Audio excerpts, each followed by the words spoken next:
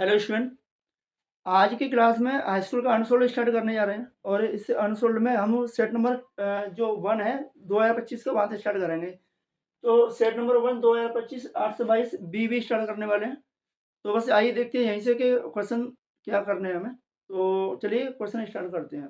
देखो यानी आज नए सेशन का अनसोल्ड का पहला वाला सेट कर रहे हैं जो 2025 का है, यानी सेट नंबर है 1 और ये 2025 का है जिसका कोड है 822 BV।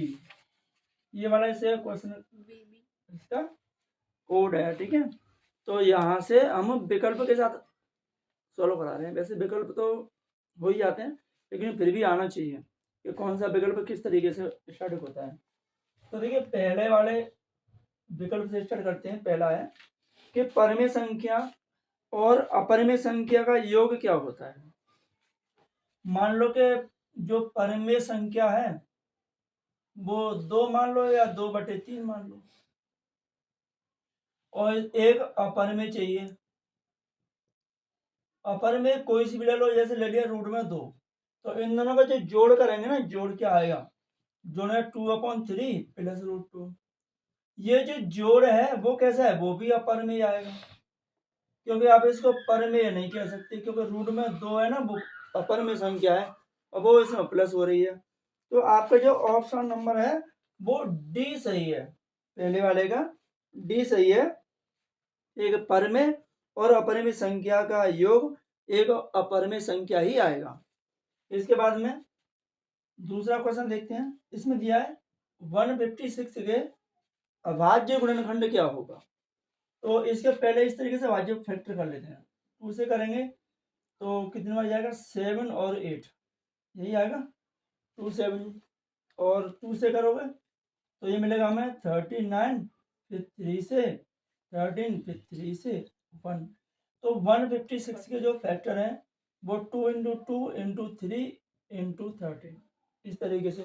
लेकिन लिखा कैसे जाएगा, 2 के कितने 2, तो 2 की पावर हो जाएगी 2 × 3 × 13।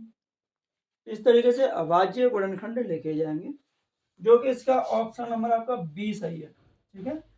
दूसरे का बी सही है। अब देखते हैं तीसरा वाला जो थर्ड है, उस पर ध्यान दीजिए। ये दिया हुआ है 3x + 5y अपॉन में 3x - 5y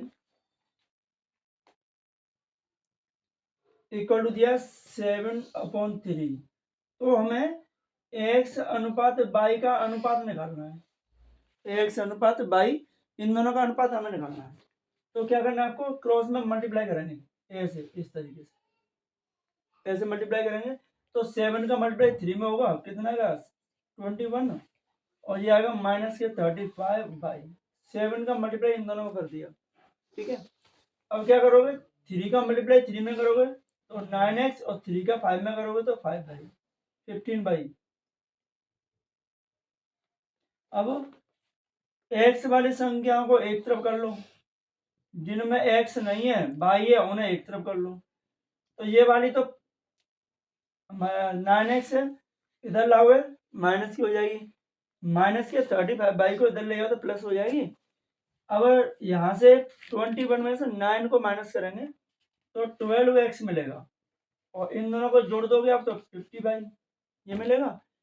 अब हमें तो x/y चाहिए अनुपात वाली, तो ये y तो इसके बटे में आ जाएगी, और 12 पहुंच जाएगी 50 के बटे में ना, 2 से काट दो 25, और ये 6 बार। तो x/y है वो मिलेगा हमें 25/6, यानी x अनुपात y। तो आप लिख लो 25/6, ठीक है। ये हो गया इसका। तो इसका कौन सा ऑप्शन सही है, पहला ऑप्शन ही सही है, ए, यानी तीसरे का पहला ऑप्शन सही है, ठीक है। तो ये हो गया। ये तो थर्ड वाला था।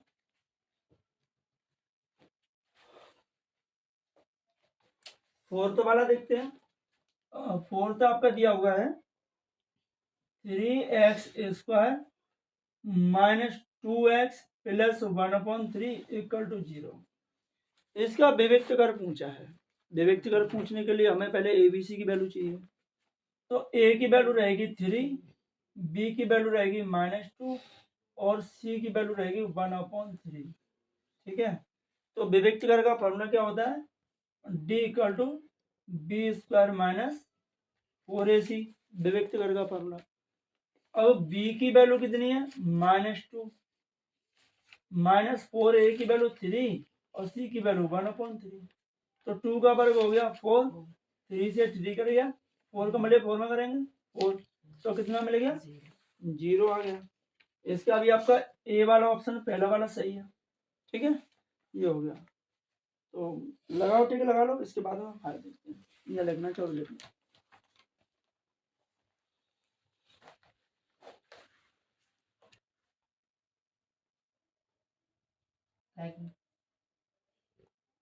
बोलेगी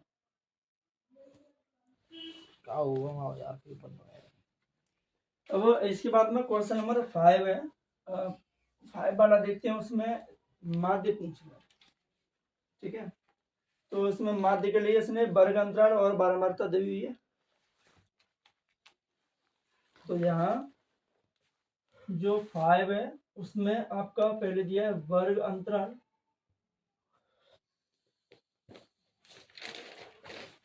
और बारंबारता। ठीक है, तो इसके पॉइंट लिखने हैं 0 से 2 से 4, 2 से 4, 4 से 6, 6 से 8, 8 से 10, 10 से 12। और यहाँ आपकी जो फ्रीक्वेंसी है 2, 4, 7, 3 और 4। इसका सारणी का माध्य निकालना है, यानी माध्य के लिए समांतर माध्य निकालना है। तो ये वर्ग अंतराल दिया है, इसका हमें क्या करना है? पहले मध्यमान ज्ञात करना है, मध्यमान। ठीक है, मध्यमान को हम XI से लिखते हैं और बारंबारता को FI से। तो मध्यमान देखने के लिए कि क्या है कि 2 और 4 के बीच में कितनी संख्या आएगी, और ये क्लियर है कितनी आएगी। अगर नहीं आपको आता है कि कौन सी संख्या आनी चाहिए, तो आप इन दोनों को जोड़ लो। 4 में 2 ऐड करें तो 6 हो गया, 6 का आधा कर दो, यानी जितना जोड़ लो उसमें 2 का भाग लगा दो, और कितना मिलेगा? 3। इसका बीच में 5, इनके में 7, इनके में 9 और इनके में 8 है। ठीक है, अब क्या करना है? अब हमें FI XI का मल्टीप्लाई करना है। तो यहाँ आप लिखो FI XI। FI XI मतलब इनके दोनों का मल्टीप्लाई। तो यहाँ मल्टीप्लाई करेंगे, 2 का 3 में करेंगे 6 आएगा, 4 का 5 में करेंगे 20 आएगा, 7 का 7 में करेंगे 49 आएगा, 9 का 3 में करेंगे 27 आएगा, इसका इसमें करेंगे तो 44 आएगा। अब इन्हें जोड़ना है और इनको जोड़ना है। सिग्मा FI जोड़ लो। 2 में ये कितना होगा? 2 और 4 6 और 7 कितना हो गया? 13। ये हो जाएगा 20 आ रहा है, जोड़ के 2 4 6 7 13 3 16 4 20, इसमें इनको जोड़ो 6 और 9 15 और 7 22 और 4 26। ठीक है, 11 19 26, 4 4 8, 10 और 4 14, 146 आ रहा है।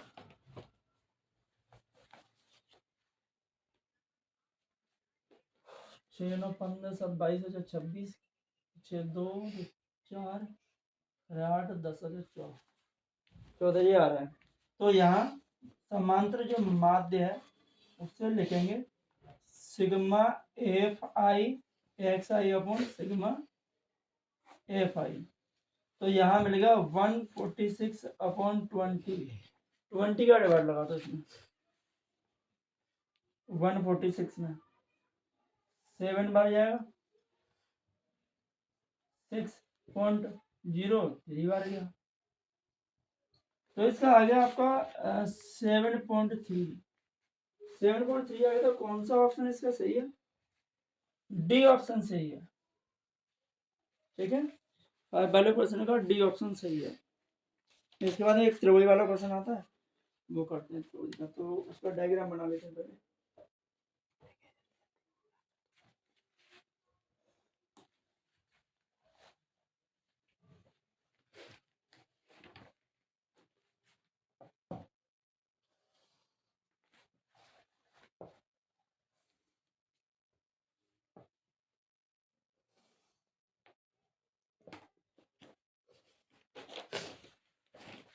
टेढ़ा मेढ़ा जैसे ही बना है, आपके पास आंसर है उसमें देख लो। यानी ये दिया हुआ है ए बी सी डी और ई। ठीक है, अब इसमें ये 6वां क्वेश्चन है, तो इसमें त्रिभुज ए बी सी में डी ई समांतर बी सी दी हुई है। ठीक है, और ए डी की जो वैल्यू दी है वो है 1.5 सेंटीमीटर।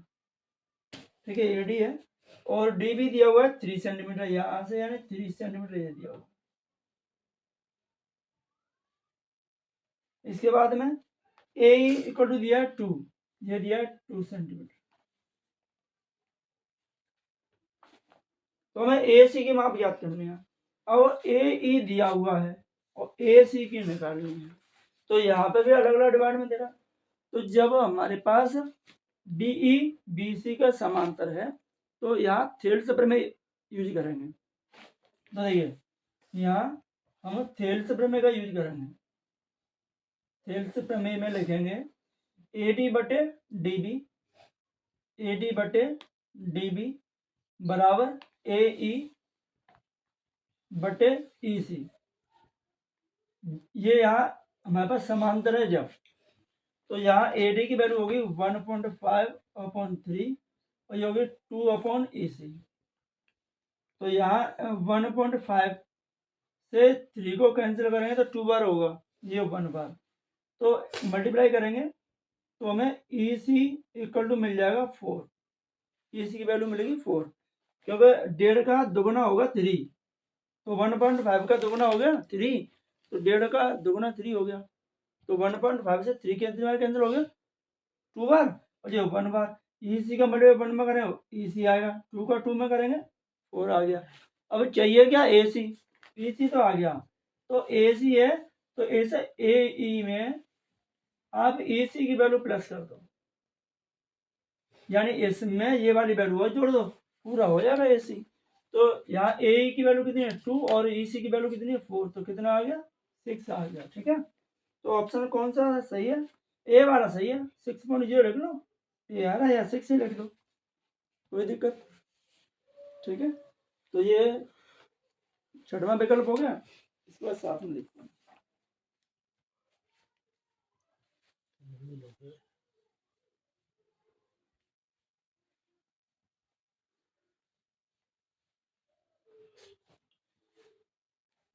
सेवन विकल्प है, इसमें दे रहा है 7, एक बिंदु दिया हुआ है 2,3 और दूसरा है आपका 4,1, तो इसको हम ए मान लेते हैं, इसको बी।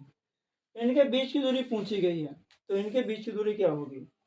तो बीच की दूरी का फार्मूला, तो हमें ए बी के बीच की दूरी का फार्मूला लगा दो।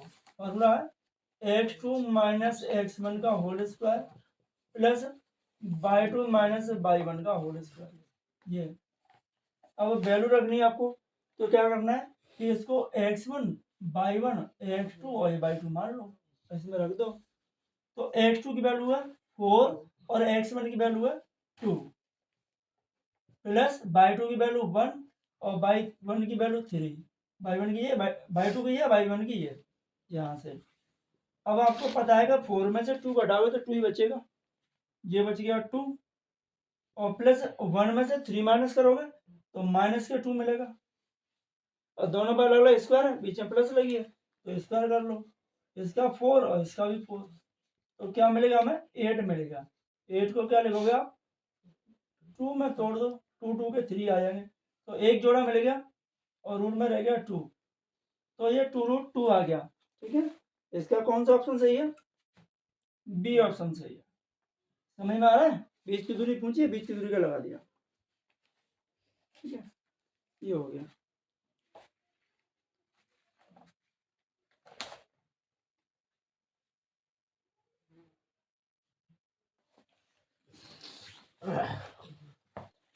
देखो 7 हो गए इसमें, और इसके बाद में जो विकल्प है वो सिंपल सिंपल से ही।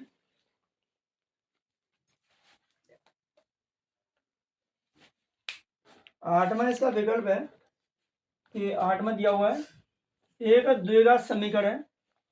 द्विघात समीकरण 3x² माइनस के 12x plus m equal to 0। इसके मूल बराबर हैं तो m का मान ज्ञात करना है। मूल बराबर है तो हमारे पास द्विघात समीकरण है, तो a की वैल्यू 3 होगी, b की वैल्यू माइनस के 12 और c की वैल्यू m, क्योंकि आपको पता है कि ax² plus bx plus c equal to 0 द्विघात समीकरण का मानक रूप होता है। अब जब मूल बराबर हो, है ना, कैसे है, मूल बराबर हो, मूल बराबर हो तो लगाते हैं b² minus 4ac equal to 0। अब b की वैल्यू है माइनस के 12 इसका स्क्वायर माइनस 4a की वैल्यू 3, c की वैल्यू m, और ये मिलेगा 0। और माइनस के 12 का स्क्वायर कितना आएगा, माइनस के 144 प्लस का 144 आएगा। माइनस की संख्या का वर्ग भी प्लस में ही रहता है। इनका मल्टीप्लाई माइनस के 12m इक्वल टू 0, तो माइनस 12m, इसको उधर ट्रांसफर करोगे तो माइनस के 144 हो जाएगा, और माइनस से माइनस कैंसिल, तो m इक्वल टू 144 अपॉन 12, 12 से 12 बार कैंसिल हो जाएगा, तो m की वैल्यू कितना आ गया, 12 आ गया। ठीक है, तो 8वें क्वेश्चन का आपका सी ऑप्शन है वो सही है, 8वें का। ठीक है, और 9वां वाला देखते हैं यही। 9 वाला क्वेश्चन है, ये दे रहा है कि 15 और 25 का HCF है वो 5 दिया हुआ है, इसका HCF दिया है 5, तो उनका एलसीएम ज्ञात करना है। तो एलसीएम का फॉर्मूला होता है दो संख्याओं का गुणनफल या एक संख्या इनटू दूसरी संख्या बटे में HCF, एक संख्या इनटू दूसरी संख्या या दोनों संख्याओं का गुणनफल बटे में HCF।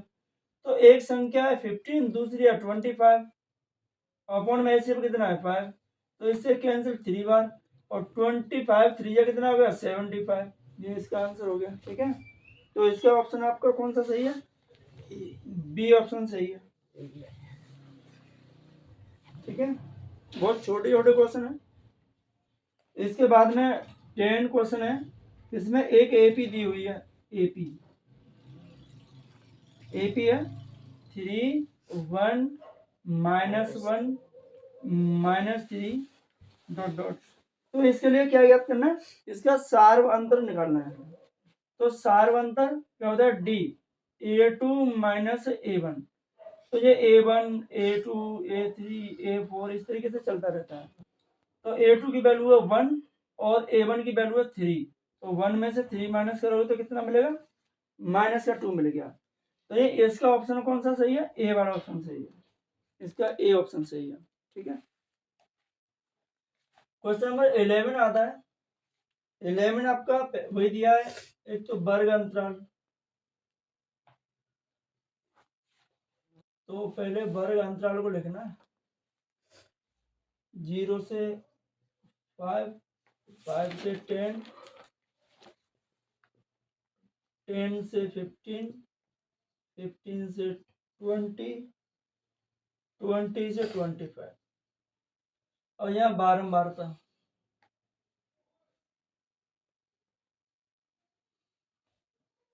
बारंबारता है 2 7 3 10 और 4। तो ये पूछ रहा है कि माध्यक वर्ग क्या हो, तो माध्यक वर्ग के लिए पहले माध्यक की पता हो कि माध्यक की वैल्यू मिलेगी कहाँ। तो माध्यक की वैल्यू निकालने के लिए क्या करोगे, आप पहले संचयी बारंबारता निकालोगे, संचयी बारंबारता वो कैसे आएगी, वो इनको जोड़ने पे आएगी।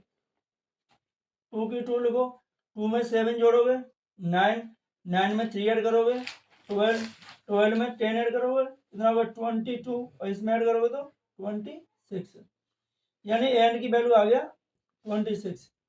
तो आप क्या लगोगे एन अपॉन 2 यानी 26/2 कितना मिलेगा 13 मिलेगा। और 13 का मिलेगा तो इसमें तो 13 मिलेगा नहीं, इससे आगे मिलेगा इसमें 13 12 से ज़्यादा है 22 से कम है। तो इसका वर्ग अंतराल जो इसमें क्या पूछा वर्ग पूछा इसका है ना माध्यक वर्ग।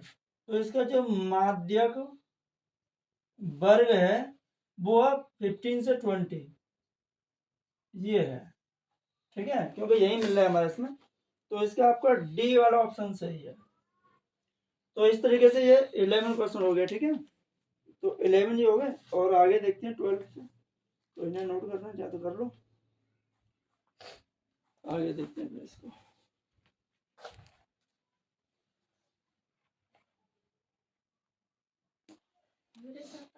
देखो इसके बाद में बाहर है ना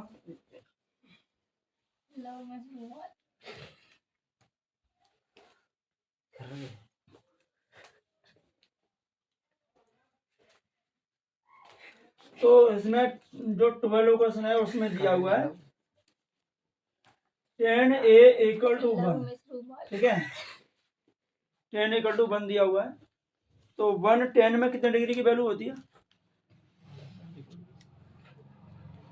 यानी 10a = हो गया 1045।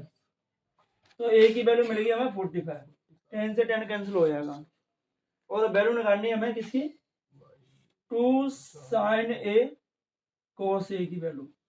तो यहाँ 2 sin a की जगह 45 और cos a की जगह 45। तो 2 sin 45 की वैल्यू 1/√2 और इसकी वैल्यू भी 1/√2। तो 2 इंटू इनका मल्टीप्लाई तो 1/2 आएगा। तो 2 से 2 कैंसिल कितना आ गया 1 आ गया। √2 का मल्टीप्लाई √2 में करो तो 2 आ जाएगा और 1 का मल्टीप्लाई 1 में करो तो 1 आ जाएगा। तो इसका ऑप्शन आपका सी सही है, ठीक है। अब क्वेश्चन नंबर 13 है, उस पर थोड़ा आपको ध्यान देना है। एक वृत्त के केंद्र से, अब आप एक कोई सा भी एक वृत्त बना लो, बड़ा सा बना लेते हैं।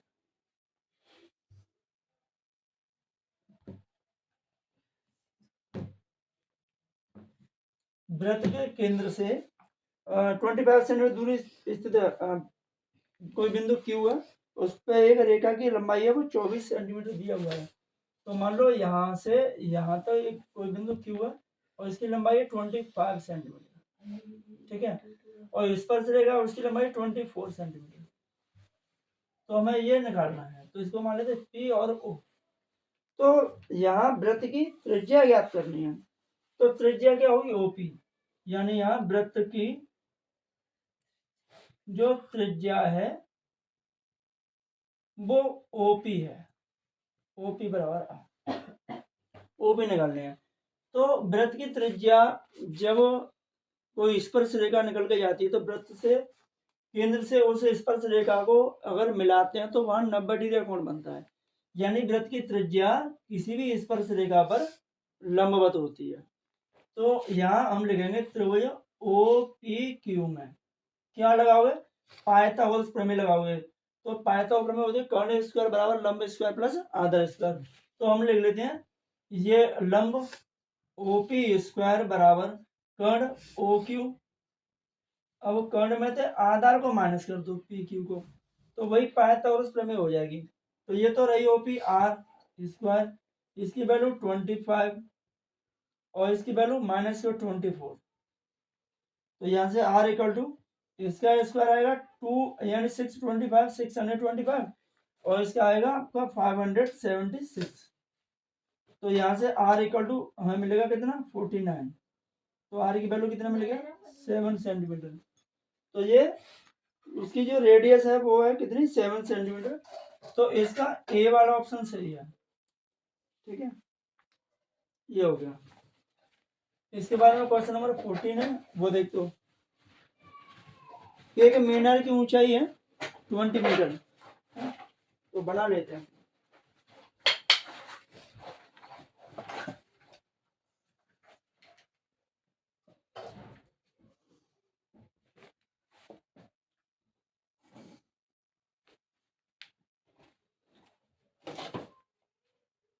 यहाँ ए बी एक मीनार है, इसकी लंबाई है 20 मीटर, मीनार की ऊंचाई है 20 मीटर, और जमीन पर इसकी छाया है वो 20√3 मीटर है। तो वहां क्या आएगा, उसका एंगल निकालना है। तो छाया की लंबाई है, तो उसका उन्नयन कोण क्या होगा, यानी इस बिंदु से उसका उन्नयन कोण क्या होगा। तो आप क्या लगाओगे, टेन थीटा लगाओगे। टेन थीटा क्या होता है, लंब बटे आधार। तो टेन थीटा की वैल्यू तो पता नहीं हमें, लंब परपेंडिकुलर 20 है और ये होगा 20√3 आधार। तो ये तो 1 बार कैंसिल है इससे, तो टेन थीटा इक्वल टू मिलेगा 1/√3। तो यहाँ टेन थीटा, टेन में टेन 30 डिग्री की वैल्यू कितनी होती है, 1/√3। टेन से टेन कट जाएगा, थीटा की वैल्यू मिलेगा 30 डिग्री। ठीक है, तो इसका कौन सा ऑप्शन सही होगा, ए ही सही होगा, इसका ए वाला ऑप्शन सही है। ठीक है, तो ये हो गया इसका।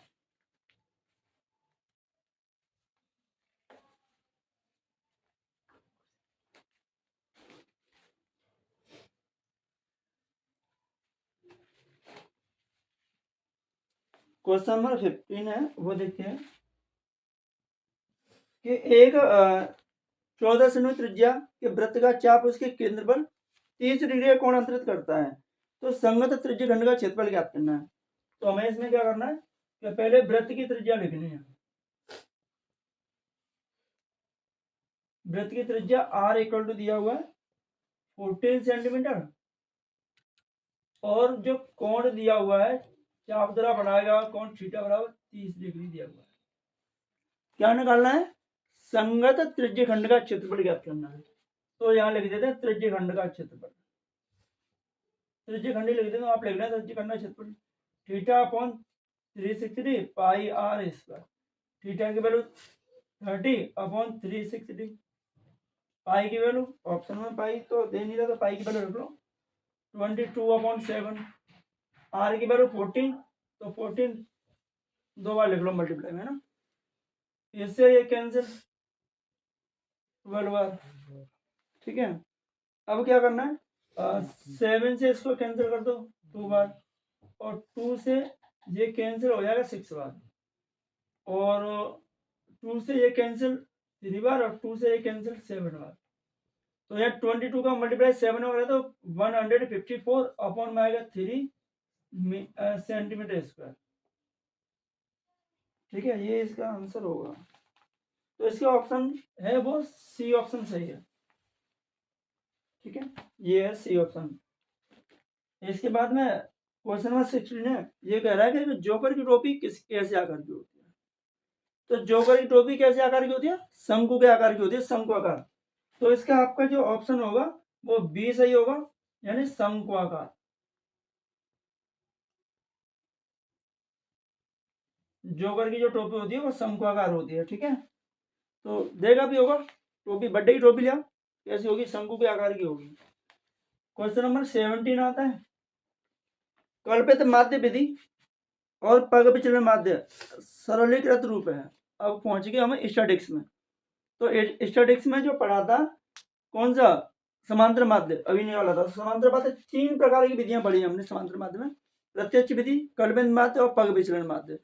तो हमारे पास एक इसमें 2 पूछे गए हैं, एक तो कल्पित माध्य विधि और एक पग विचलन माध्य। ये किसका सरल रूप है, तो ये प्रत्यक्ष विधि का होगा। ठीक है, तो इसका भी आपका बी ऑप्शन सही है, यानी प्रत्यक्ष विधि, यानी समांतर माध्य की पहली विधि आपकी प्रत्यक्ष विधि पढ़ाई गई है हाई स्कूल के मैथ में।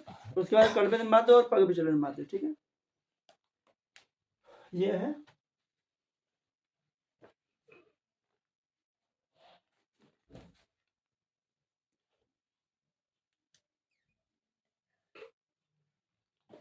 इसके बाद में क्वेश्चन नंबर जो 18 है वो दिया हुआ है कि माध्य दिया हुआ है आपका 15 और माध्य का है 24।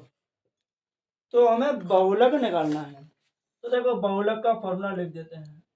बहुलक का फॉर्मूला होता है 3 इंटू माध्य का -2 इंटू माध्य, ये होता है बहुलक का फॉर्मूला। तो 3 इंटू माध्य का कितने 24 और -2 इंटू माध्य 15, ये तो होगा 72 और ये हो गया -30। माइनस करो कितना मिला 42, माइनस करके 42 मिलेगा ना। तो इसका ऑप्शन नंबर कौन सा डी सही है। ठीक है, अब देखो, अब ध्यान देना प्रोबेबिलिटी वाला क्वेश्चन आ गया, तो उसके बाद में आप इसे नोट करना जो भी है। 19 क्वेश्चन है, एक पासे को एक बार फेंका जाता है, एक डाइस को एक बार ऑलरेडी किया जाता है, तो उसमें सैंपल स्पेस कितना बनता है। यानी एक पासे को, पास होता है लूडो, उसमें कितने अंक होते हैं 6 तक होते हैं। पास 1 से लेकर 6 तक, 1 2 3 4 5 और 6। यानी आप लूडो खेलते हैं तो एक बार उसको उछालते हैं तो इनमें से कोई सा भी एक अंक आएगा, इनसे बाहर तो जाएगा नहीं। ऐसा होगा ना 0 आएगा 7 आएगा, इनमें से आएगा कोई सा भी एक आएगा। तो संभावना कितनी रहती है 6 संभावना रहती है। यानी उसको बोलते हैं number of sample space equal to हो गया 6। टोटल जो नंबर है 6 गिन के, ऐसा ये नहीं रखा, सब गिन के रखा, कितने 6 है। अब अगर एक सम संख्या प्राप्त होने की हमें लाइट ज्ञात करनी है, तो पहले हमें देखेंगे सम संख्या आएगी, तो सम संख्या को आप लिखते हैं ई, इवन नंबर। तो इसमें सम संख्या 2 4 6, 2 4 और 6, तो कितने इवन नंबर है, नंबर ऑफ इवन नंबर कितने 3, 1 2 3। तो प्रोबेबिलिटी निकालनी है, तो प्रोबेबिलिटी ऑफ ई क्या लिखोगे, यह होता है अनुकूल परिणाम बटे कुल परिणाम। अनुकूल परिणाम कितने 3 और कुल कितने 6, 3 1 3 3 2 6, कितना आ गया 1/2। तो इसका ऑप्शन नंबर आपका बी सही है। ठीक है, ऐसे ही एक इसका 20 वाला क्वेश्चन भी है प्रोबेबिलिटी का, तो लास्ट में ये तो नोट हो ही हूँ, ये तो होगा नोट।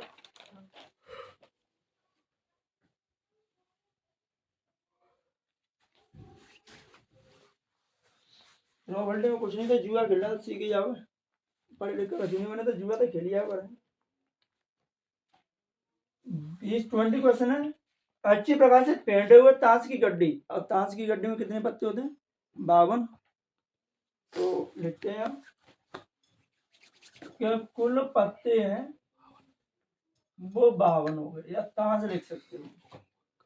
इनमें से एक पत्ता निकाला जाता है, और एक पत्ता निकाला जाता है तो निकालने पर पत्ते के रानी होने की प्रायिकता क्या है। तो प्रोबेबिलिटी में पढ़ाया भी था कि रानी, क्वीन यानी बेगम को ही रानी बोलते हैं, और गुलाम जो होता है उसको रानी का सेवक भी बोलते हैं।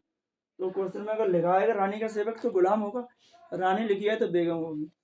तो इन ताशों में बेगम कितनी होंगी, बेगम यानी बेगम एक तो पान की होगी, एक ईंट की होगी, एक हुक्म की होगी, और एक चिड़ी की होगी। सभी चारों पत्तों में एक एक एक एक पत्ता सबका होता है, सब 13, यानी एक सीट 13 पत्तों की होती है, 1 से लेकर के और बादशाह तक, 21 से लेकर बादशाह। तो मेरे पास कितनी बेगम होंगी 4, कोई सी भी एक बेगम आए, उसने कहा कि बेगम नहीं बैठता, कोई सी भी एक आ सकती है। तो प्रोबेबिलिटी ऑफ बेगम है ना, तो यहाँ ये लिख देते हैं, कितना होगा 4/52। टोटल में से निकाल रहे हैं 4 में से, है ना, कोई से, तो ये 1 बार, ये 13 बार, तो कितना आ गया 1/13 आ गया। तो इसका ऑप्शन नंबर है, इसका बी ऑप्शन सही है। ठीक है, तो खंड अ के हमारे 20 विकल्प हैं वो पूरे हो गए। इसके बाद में खंड ब से 2 नंबर क्वेश्चन स्टार्ट करेंगे, फिर 4 नंबर के और फिर 6 के, इन्हें नोट कर लो।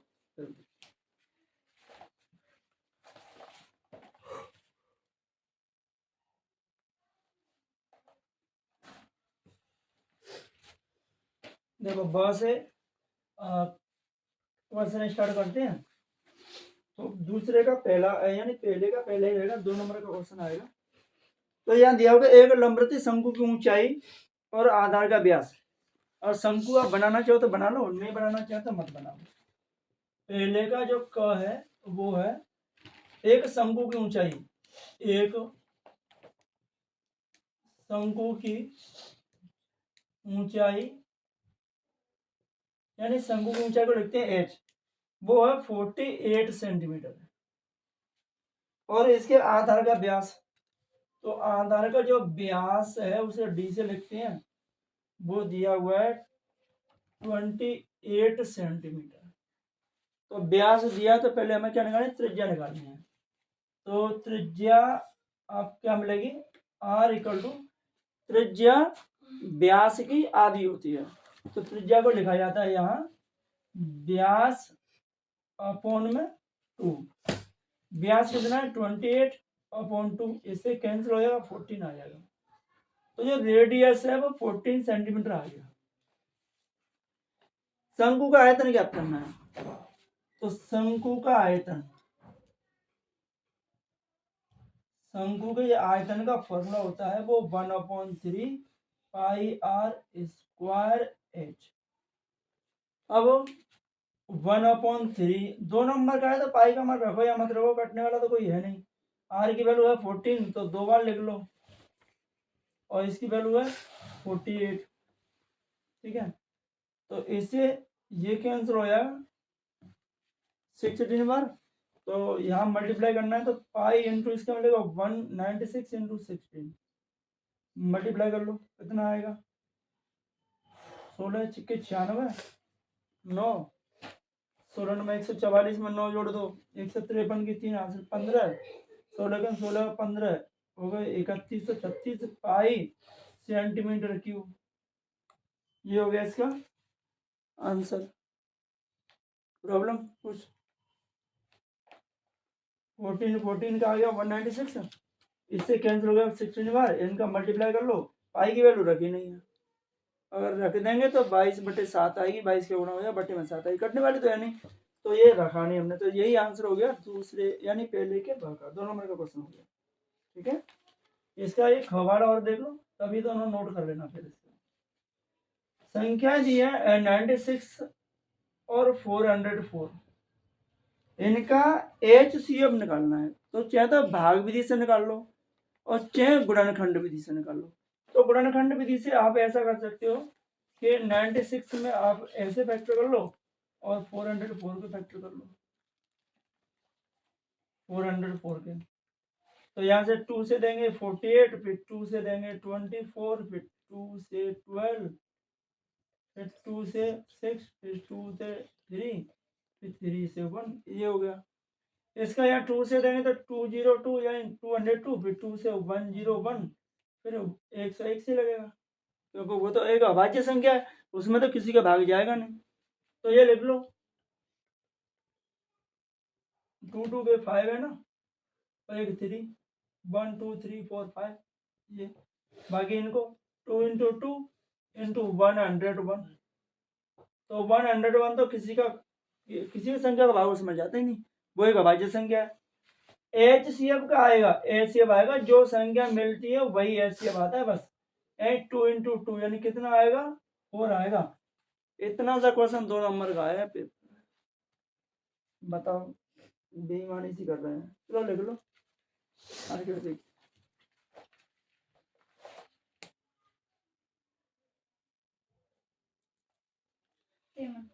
देखो इसके बाद में जो ग क्वेश्चन है ना, है तो थोड़ा सा बड़ा, लेकिन है तो 2 ही नंबर लायक है, बाकी हिम्मत ना आता कि 4 में आ जाए, क्योंकि अनुपात वाला रेशियो आ गया हमारे पास, जो कोऑर्डिनेट ज्योमेट्री पढ़ी जाती है उसमें m अनुपात n या m1 अनुपात m2 को रखा जाता है, उसमें आ गया। यानी हमारे पास है कि 2 बिंदुओं को मिलाने वाला रेखाखंड। अब एक रेखाखंड कोई मान लो कि ये एक रेखाखंड हो गया AB, इसमें कोई बिंदु C है, वो उसके निर्देशांक हो गए x, y।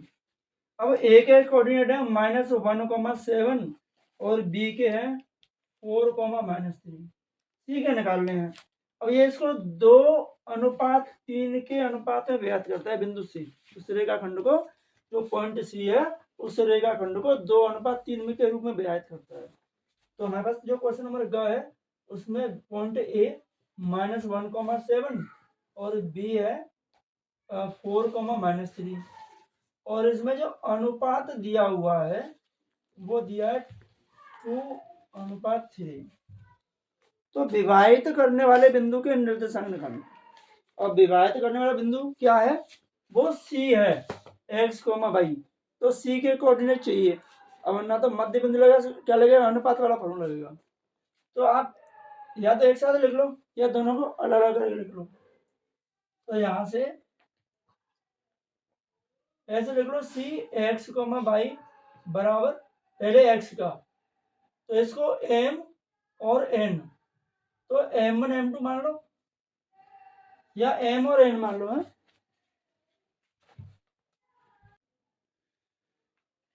तो देखो वैसे एक्स और वाई को मैं फॉर्मूला को अलग अलग लिख सकते हैं, ठीक है, ना लिखें तो ऐसे लिखते हैं जैसे M और हमने N माना हुआ है, तो आप एनसीईआरटी के अनुसार M1 M2 मान सकते हो।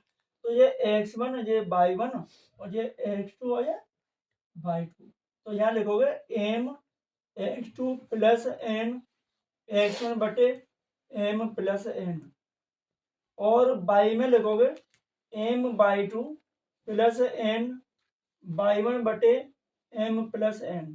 अब ब्रैकेट में इसलिए बंद कर दो क्योंकि यहाँ हमने इस तरीके से लगा लिया है।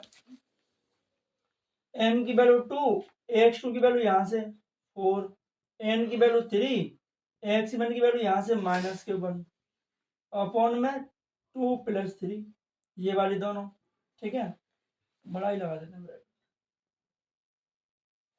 और यहाँ M2 की वैल्यू, M की वैल्यू है 2 और बाई 2 की वैल्यू यहाँ से -3 प्लस N की वैल्यू 3 और बाई 1 की वैल्यू ये 7 अपॉन में 2 प्लस 3।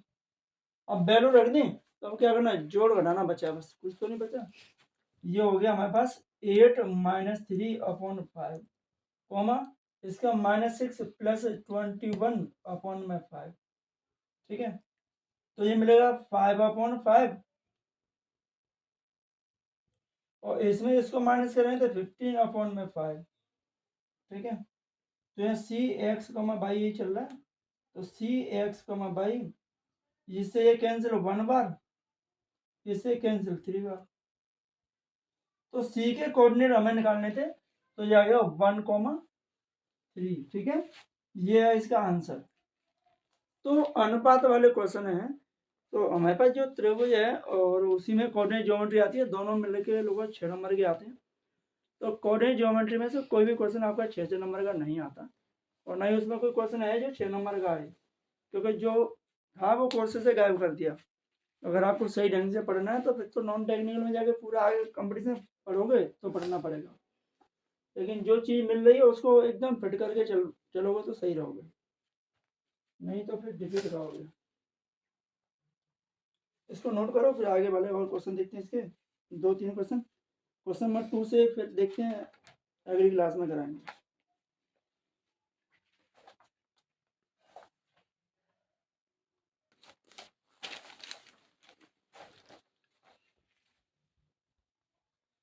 इसका ग हो गया है, घ वाला क्वेश्चन है, बहुत छोटा सा ही क्वेश्चन। देखो इसमें अभी ग हो गया, घ वाला क्वेश्चन है कि sine alpha equal to 1/2 and cos alpha beta equal to 1/2। तो हमें अल्फा प्लस बीटा की वैल्यू निकालनी है, किसकी, अल्फा प्लस बीटा की वैल्यू फाइंड करनी है। तो यहाँ से देखना है कि साइन अल्फा बराबर साइन 30 डिग्री की वैल्यू कितनी होती है, 1/2। साइन से साइन कैंसिल करो, ये मिलेगा अल्फा बराबर मिलेगा 30 डिग्री, और यहाँ से कॉस बीटा, तो पता है आपको कॉस 60 डिग्री की वैल्यू कितनी होती है, 1/2, तो बीटा की वैल्यू मिलेगी 60 और अल्फा की होगी 30 और बीटा की होगी 60, दोनों को जोड़ दो तो अल्फा प्लस बीटा की वैल्यू होगी 90। बताओ जो क्वेश्चन हम 2 नंबर का, इतनी बेईमानी के क्वेश्चन आ रहे हैं। लास्ट क्वेश्चन तो जाओ ज्यादा बड़ा, ये दिया है पी, इसकी मूल बिंदु से दूरी ज्ञात करनी है, मूल बिंदु से दूरी। अब मूल बिंदु से दूरी का फॉर्मूला क्या होता है, रूट में x² प्लस y², तो ये x हो गया, ये y हो गया, रख दो, -6 का वर्ग स्क्वायर और ये माइनस यानी 8 का स्क्वायर, तो इसका स्क्वायर तो पता ही है 36 और 64 कितना हो गया ऐड करके 100, और 100 कितना हो गया 10 मात्रक। तो मूल बिंदु से बिंदु की दूरी है वो 10 मात्रक है, बस इतना बड़ा क्वेश्चन। ठीक है, अच्छा बता ये 2 नंबर का है, एक नंबर क्वेश्चन 2 नंबर रख लें, फिर रोना पड़े 2% नहीं बना तो फिर तो चुल्लू और पानी में कूद जाओ। अरे ना तो और जाके बाद 4 नंबर का क्वेश्चन तो तुम्हें बहुत ही ज्यादा बेईमान आया हुआ।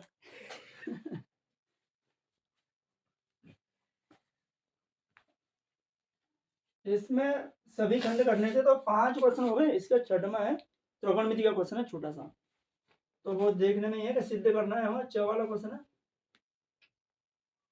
ये सिद्ध कीजिए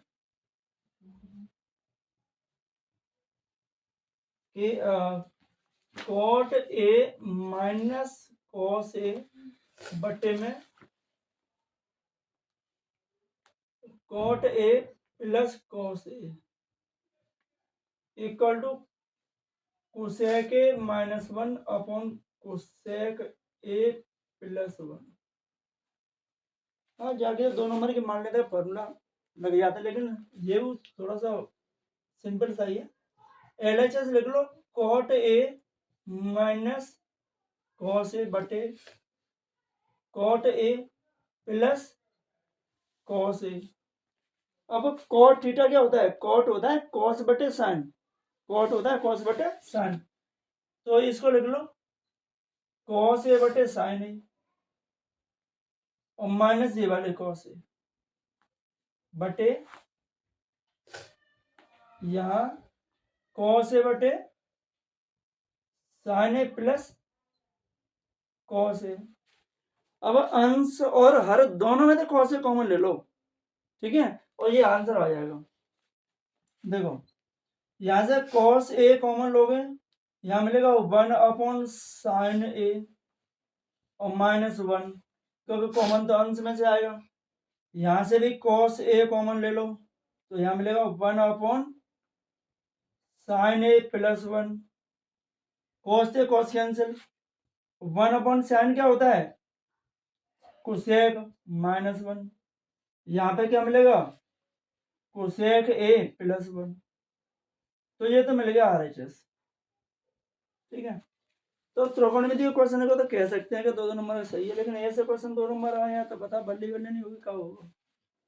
ठीक है, नोट करो फटाफट, ये तो क्वेश्चन हो गए पहले नंबर के, और 4 नंबर क्वेश्चन स्टार्ट करेंगे।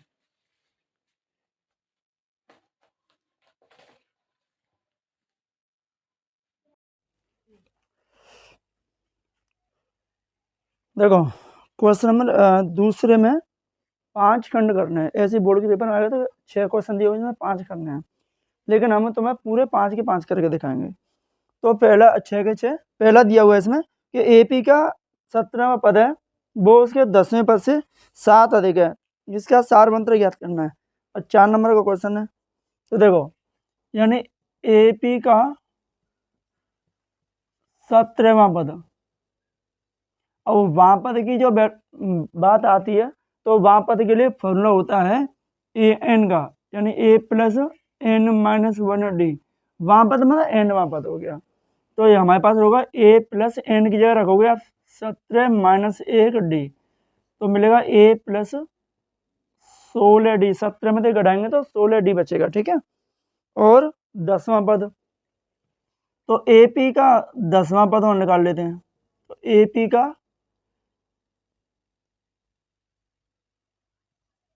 AP का 10वां पद, तो 10वां पद, तो यहाँ पे भी जो वहाँ पद है वो N की वैल्यू हो जाती है, तो वो भी यहाँ पे N की वैल्यू रखेंगे, तो A प्लस गए हो वे अम्मा मिली न्यो करें घर को ना, तो यहाँ AP का पद क्या मिलेगा A + 9D, है ना। अब दिया कि AP का जो 17वां पद है वो 10वें पद से 7 ज़्यादा है, तो कब ज़्यादा है 17वें पद में से 10वां पद घटा देंगे तो 7 बच जाएगा, यानी यहाँ 17वां पद माइनस 10वां पद बराबर में 7 बच जाएगा, या फिर 10वें पद में 7 जोड़ दो, 17वें पद के बराबर रख दो। ठीक है, तो यहाँ 17वें पद कितना करा था हमने, a प्लस 16d माइनस इसका a प्लस 9d है इक्वल टू 7। अब यहाँ a plus 16d minus a minus के 9d इक्वल टू 0, ये माइनस ये प्लस तो कैंसिल। अब 16 में से 9 घटाओगे तो 7d बचेगा, यहाँ तो 7 है आपका, तो d इक्वल टू 7/7, कितनी बार कैंसिल, 1 बार, तो d की वैल्यू कितने आ गया, 1 आ गया। पूछा क्या था उसने पूछा था सार्वंतर, सार्वंतर मतलब कॉमन डिफरेंस को d से लिखते हैं, तो आंसर कितना आ गया, 1 आ गया, बस यही आंसर आपका सार्वंतर।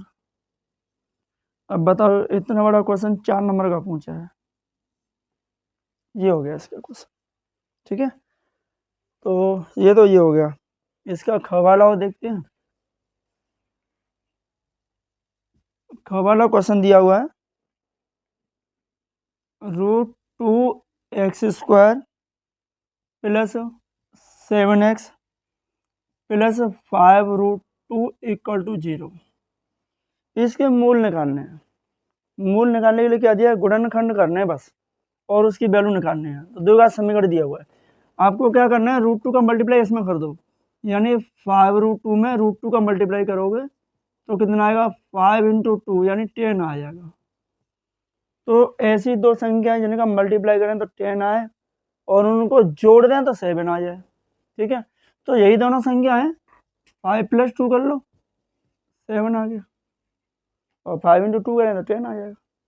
तो यहाँ लिखेंगे √2x² प्लस 7 की जगह लिखोगे 5 + 2x प्लस 5√2 इक्वल टू 0। ठीक है, अब x का यहाँ गुणा करोगे तो √2x² plus 5x plus 2x plus 5√2 equal to 0, ये हो गया। अब इनमें से हम x कॉमन लेंगे तो √2x प्लस 5 बचेगा, और यही संख्या यहाँ बचनी चाहिए।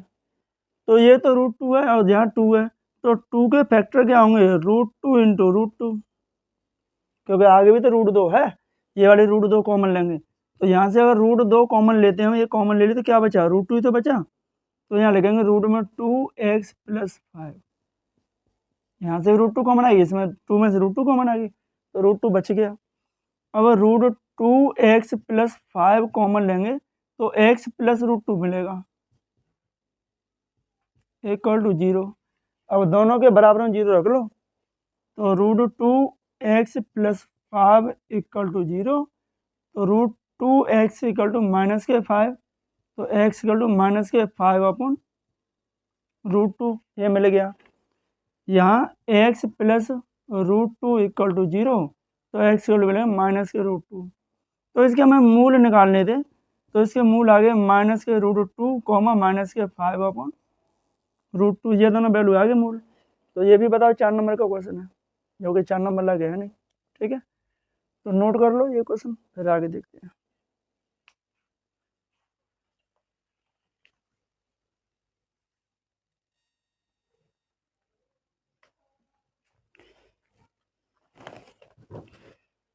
देखो इसका अगला क्वेश्चन है, ग दिया हुआ है, तो त्रिभुज ABC वाला त्रिभुज वाला क्वेश्चन है, तो पहले एक ट्रायंगल बना लेते हैं।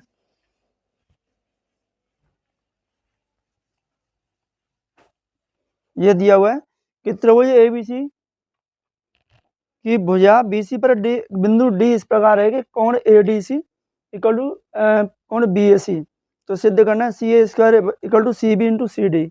तो पहले एक ट्रायंगल बना लो, उसके अनुसार ही हमें क्वेश्चन को करना है।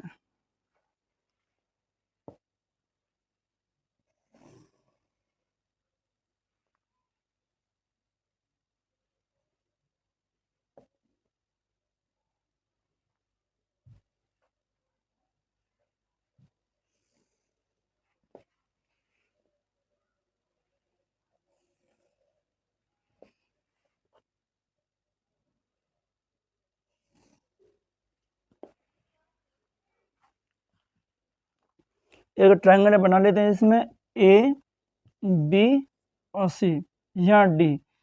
अब बिंदु डी है ना, ए बी सी। अब इसमें ग वाला क्वेश्चन है, बस डायग्राम देखने के लिए लग रहा है कि बहुत डेंजर है, लेकिन डेंजर है नहीं, ठीक है। तो यहाँ त्रिभुज ए बी सी की भुजा बी सी पर एक बिंदु डी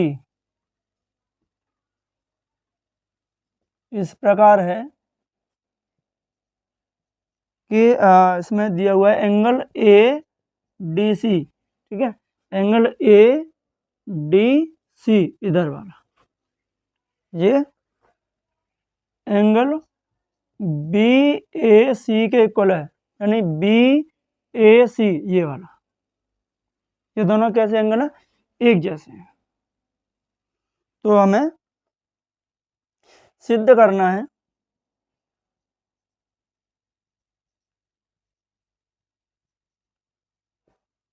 सिद्ध क्या करना है वो लिख देते हैं। सिद्ध करना है C A square equal to C B into C D, ये प्रूव करना है, ठीक है। तो देखिए ये तो इसमें हमारे पास दोनों एंगल दिए हुए हैं, ठीक है। मार्कर कहाँ रख दिया, चलो इसी से कम कर लेते हैं।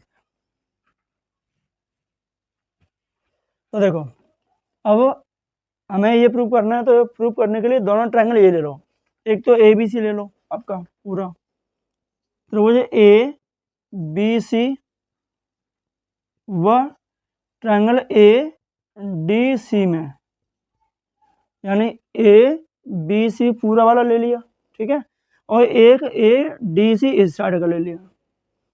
अब दोनों ट्रायंगल में एक चीज़ हमें दी देखते हैं कि एक तो हमारे पास जो एंगल है कौन सा, ये वाला दिया हुआ है, यानी बी ए सी है वो ए डी सी के इक्वल है, ए डी सी, बी ए सी ये वाला एंगल है वो ए डी सी के इक्वल में है। तो ये तो दिया हुआ पहले ना, ये दिया है, ये तो एंगल हमें गिवन है। अब दूसरे एंगल की ओर बात करो कि एक पहले ए बी सी वाले में देखते हैं, ए सी बी जो एंगल है वो लेते हैं। तो एंगल ए सी बी लिया, एंगल ए सी बी, तो यानी ए सी बी पूरे वाले ट्रायंगल में आ रहा है। फिर ए डी सी में देखो ए सी डी इसमें भी आ रहा है, तो ये हो गया एंगल ए डी सी, ये हमारे पास कैसा है, उभयनिष्ठ कोण, उभयनिष्ठ एंगल है। क्यों, क्योंकि दोनों त्रिभुजों में मिल रहा है, यानी ए बी सी में भी आ रहा है और ए डी सी में भी, दोनों में आ रहा है। ये वाला जो एंगल है वो दोनों ट्रायंगल्स में कॉमन है, दोनों में आ रहा है। तो हमारे पास क्या लगेगा, ए की समरूपता लगेगी, डबल ए की समरूपता लगा दिया। तो हम यहाँ लिखेंगे कि त्रिभुज बी ए सी समरूप हो जाएगा त्रिभुज ए डी सी, ठीक है। अब हमें इसमें समरूप हो गया, अब हमें गुणा करना है। तो यहाँ से ऐसे गुणा करते हैं सी ए, तो सी ए, ठीक है, और सी ए ले लिया। अब यहाँ से लेंगे क्या, ये सी डी, तो ये मिलेगा हमें यहाँ से सी डी, फिर यहाँ से लेते हैं क्या, सी बी बट्टे में सी बी, और यहाँ लोगे आप सी ए बराबर में, जैसे आया उसी हिसाब से लेना है। सी ए लिया बट्टे में सी बी, सी डी लिया बट्टे में सी ए, और क्रॉस में गुणा करते हैं। तो सी ए का गुणा सी ए में करोगे क्या मिलेगा, सी ए स्क्वायर बराबर सी बी का इंटू सी डी में करोगे तो C B into C D. तो देखो यही सिद्ध करना था हमें, ये भी क्वेश्चन 4 नंबर का है, बताओ, लेकिन ट्रायंगल का है। बच्चे ट्रायंगल के क्वेश्चनों को जल्दी भूल जाते हैं और बहुत देर में समझ में आते हैं उनके में, ठीक है। तो इस तरीके से क्वेश्चन है, कुछ खास नहीं है, लेकिन फोकस पूरा ऐसे डायग्राम की तरफ होगा तो आपको समझ में आएगा।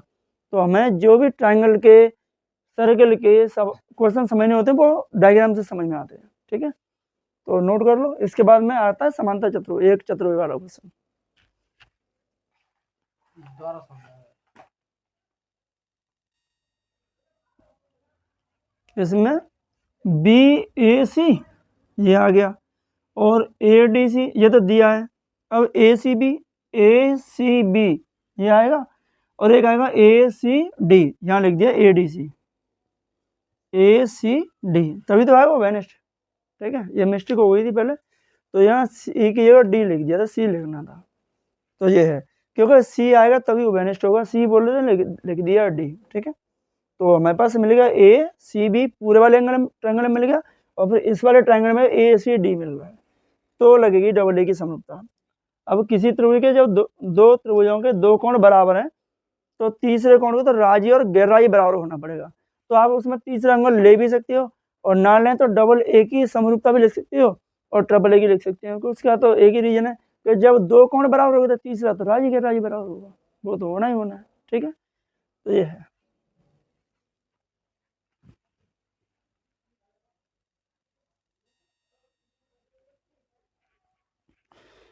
इसका घवाला क्वेश्चन है, वो दिया है चतुर्भुज एबीसीडी किसी वृत्त के परिगत खींचा गया है, यानी एक वृत्त है उसके परिगत एक चतुर्भुज खींचा गया है। सिद्ध कीजिए कि A B plus C D बराबर A D plus B C. तो भुजाएं हमें उसमें प्लस करनी है। ठीक,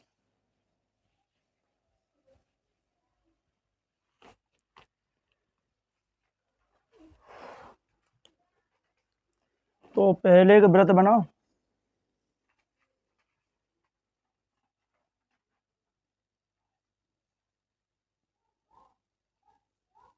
टेढ़ा मेढ़ा बनेगा लेकिन बन गया। ठीक है, जैसा भी है, तो एक वृत्त बना लो,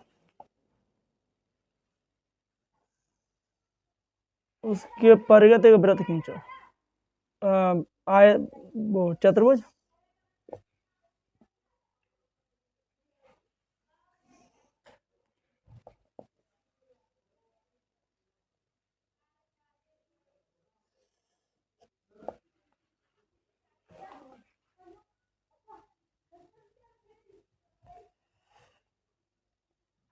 तो लिख देते हैं ए बी सी और डी, यहाँ पी क्यू आर और एस, ये हो गया।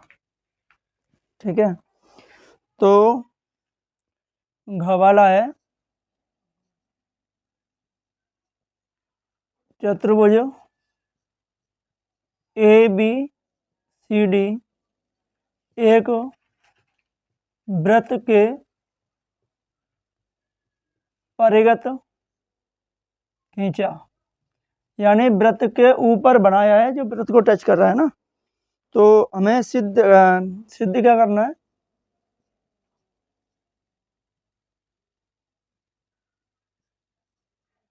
सिद्ध कीजिए कि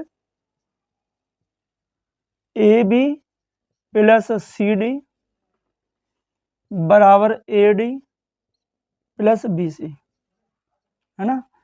और देखिए हमें कौन सी सिद्ध करनी है, ये वाली, कि हमारे पास जो ए बी है वो ये है और इसमें सी डी प्लस कर लें तो ए डी और बी सी के इक्वल में हो जाना चाहिए। तो क्वेश्चन में तो कुछ खास नहीं है बच्चा, क्वेश्चन हमारे पास इसके अंदर वृत्त खींचा गया, परिगत बना, तो इसको बीचों बीच में अगर जहाँ टच करेगा तो इसे दो दो भागों में डिवाइड कर देगा, है ना। तो इसको लिखेंगे हम ए पी बराबर ए क्यू, यानी जो ए पी है वो ए क्यू के बराबर है। तो इसे क्वेश्चन नंबर फर्स्ट मान लेते हैं। ठीक है, यहाँ बी पी है वो बी एस के बराबर है, तो यहाँ बी पी बराबर बी एस, ये क्वेश्चन नंबर सेकंड मान लेते हैं। ठीक है, इसके बाद में हमारे पास जो सी आर है वो सी एस के बराबर है, तो यहाँ लिखेंगे C R equal to C S, इसे थर्ड समीकरण मान लेते हैं। ठीक है, और यहाँ आते हैं तो ये जो डी आर या आर डी है वो डी क्यू के बराबर है। तो यहाँ हमें मिलेगा कि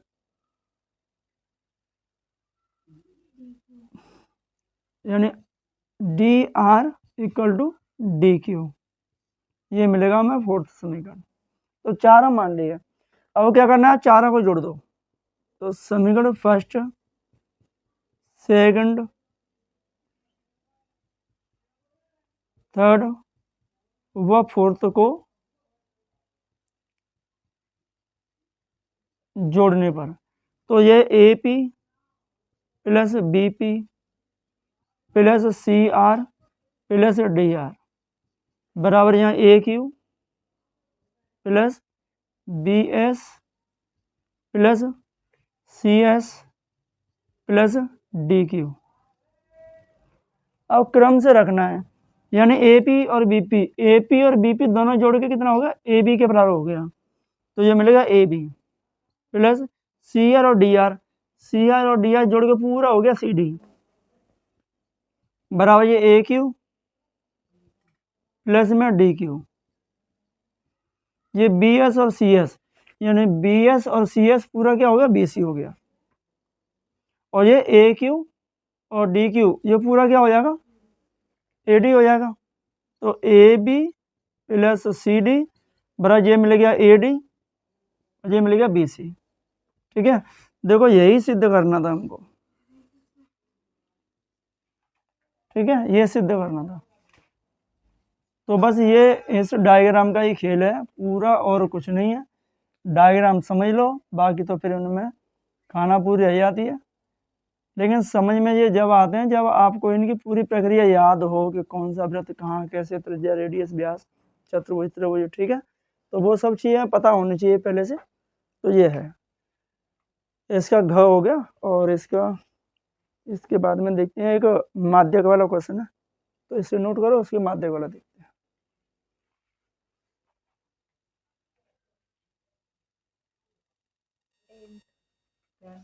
देखो माध्यक वाला क्वेश्चन है, माध्यक निकालना है, एक्स वाई की वैल्यू निकालनी है। बहुत मोस्ट इम्पोर्टेंट क्वेश्चन है। ठीक है, तो पहले उसका वर्ग अंतर बना लेते हैं।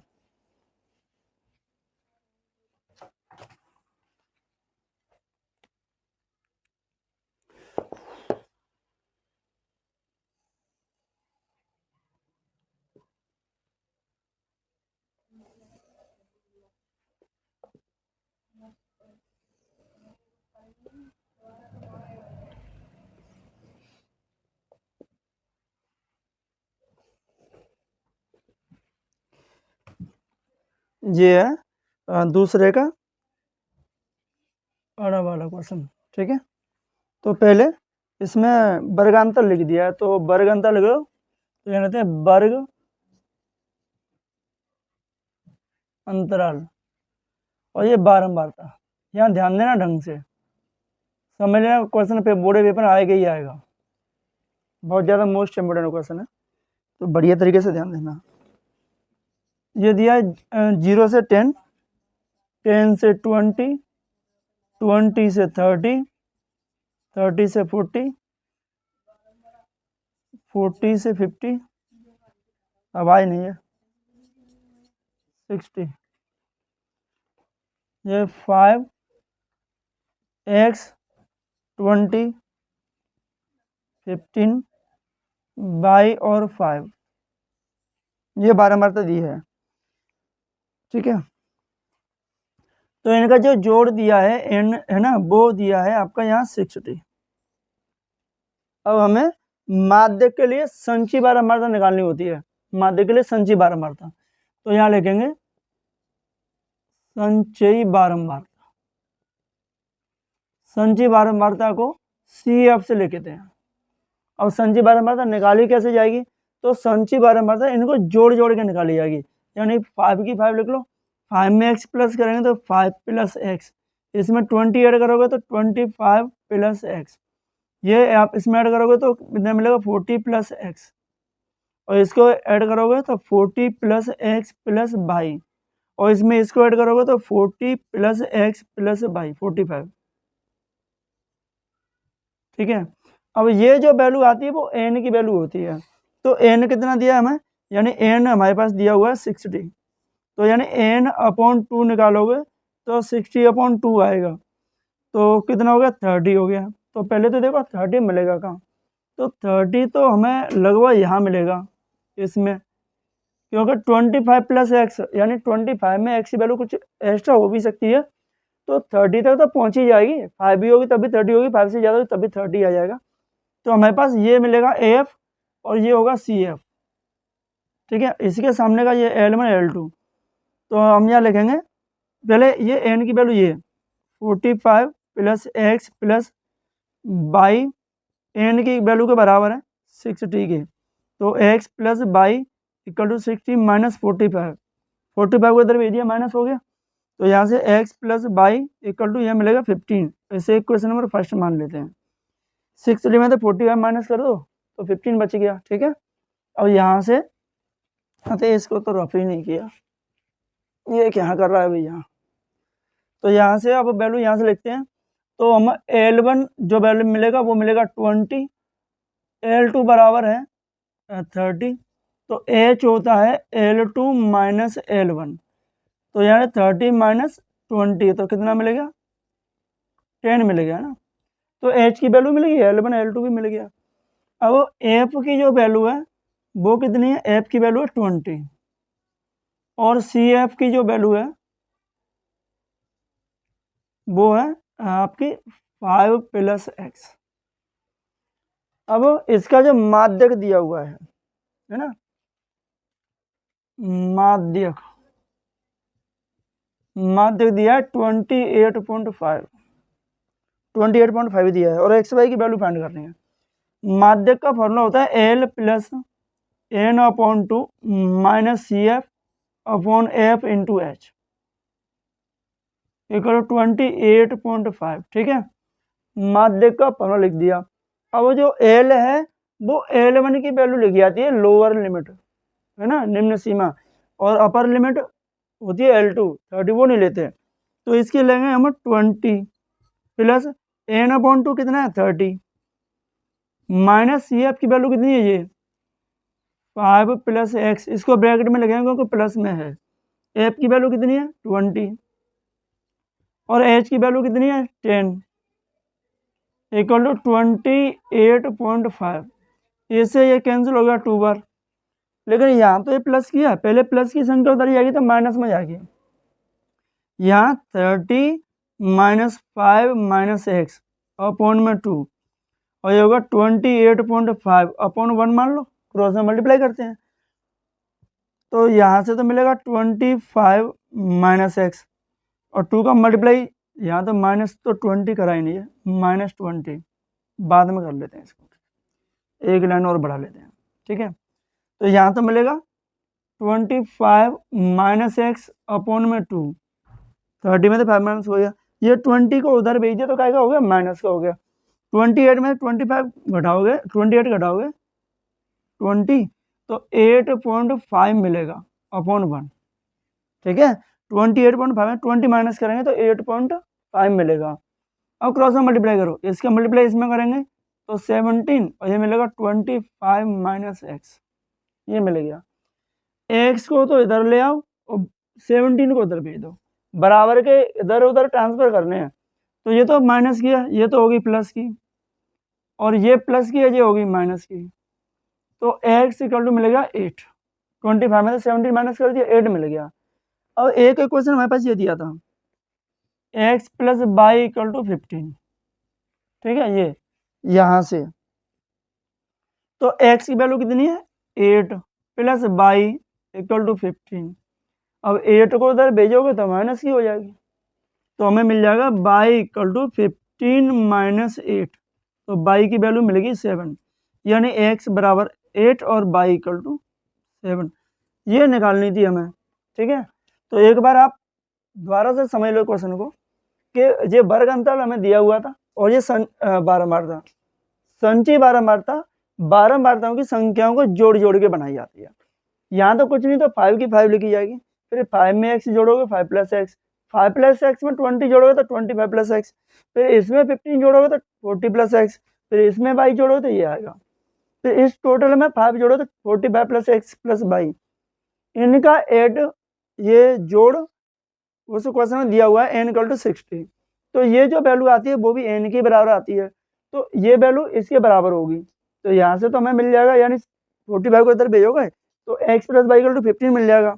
अब हमें n की वैल्यू कितनी मिली है 60, तो n/2 कितना आएगा 30 आएगा। तो ये जो CF है उसमें देखो 30 कहाँ जाके मिलेगा, तो 5 + x करोगे तो बहुत कम रह सकता है, 30 तक तो नहीं पहुँचेगा, लेकिन 20 + 5x है, 25 + x है, यहाँ तो मिल जाएगा। तो इसमें मिलेगा हमें 30, तो एफ ये होगी और इसके जस्ट ऊपर वाली होगी CF। इसी के सामने बाकी L1 L2 ये रहेंगे। तो L1 की वैल्यू 20, L2 30, H की वैल्यू ये आ गया, F की वैल्यू हमने ये माना था, CF ये है, बाकी मात्र 28.5 दिया था। तो L की वैल्यू लोअर लिमिट 20, n की n/2 30 मिल गया, CF वैल्यू 5 + x, F की वैल्यू 20 और H की वैल्यू ये 10। 10 से कटेगा 2 बार, माइनस का मल्टीप्लाई इसके अंदर करेंगे तो ये दोनों माइनस के हो जाएंगे, ये प्लस में तो पहले ये इधर आएगा, क्या होगा माइनस का।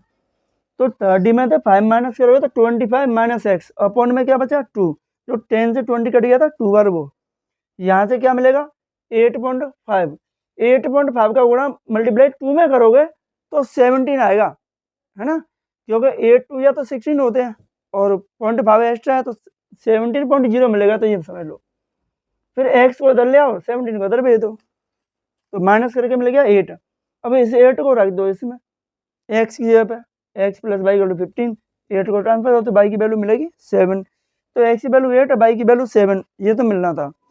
अगर हम इस 8 को यहाँ ऐड कर दें तो 25 में 8 ऐड करोगे तो 33 आएगा, जो कि 30 से ज़्यादा है, और इसमें ऐड करोगे तो कितना आएगा 13 आएगा। 13 30 से कम है, ये 30 से जो 13 है वो कम है, तो वो कहाँ मिलेगा, इसी में आके मिलेगा ना। तो आपको सवाल को चेक भी कर सकते हैं। तो ये आपके बोर्ड का मोस्ट इम्पोर्टेंट क्वेश्चन है, वेरी वेरी मोस्ट इम्पोर्टेंट, ठीक है, नोट कर लो। इसके बाद इसका लास्ट वाला क्वेश्चन देखते हैं।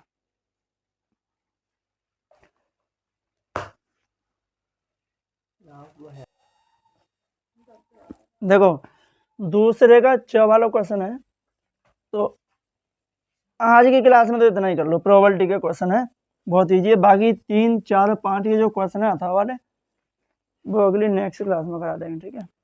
तो इसमें दूसरे का जो च वाला क्वेश्चन है, छोटा सा ही क्वेश्चन है, ज़्यादा खास मतलब टेढ़ा मेढ़ा क्वेश्चन नहीं, बस ये समझ लो कि सिंपल सा ही है।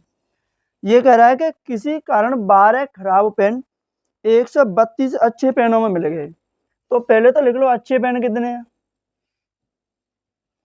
अच्छे जो पेन है वो 132 132, और जो खराब पेन है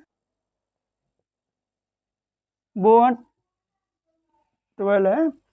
अब 132 में 12 पेन और मिल गए, खराब पेन अच्छे पेनों में मिल गए, तो कुल पेन कितने हो गए आपके, कुल पेन हो गए 132 में 12 जोड़ दो तो 144 यानी 144 हो गए, इतने पेन हो गए।